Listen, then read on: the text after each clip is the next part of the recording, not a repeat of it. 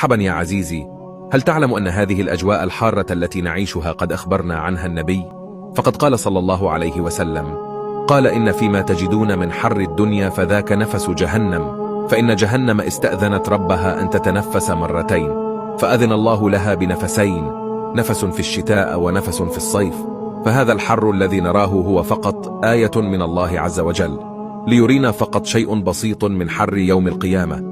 ولكن ماذا يجب أن نقول في مثل هذه الأجواء شديدة الحر؟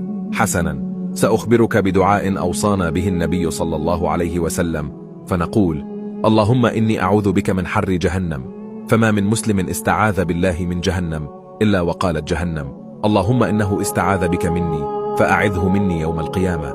أسأل الله عز وجل أن يحرمنا جميعا على النار. اللهم حرمنا على النار، وحرم أولادنا على النار، ووالدينا وأزواجنا وذرياتنا، وكل من قال آمين ونشر هذا المقطع. والسلام عليكم ورحمة الله وبركاته.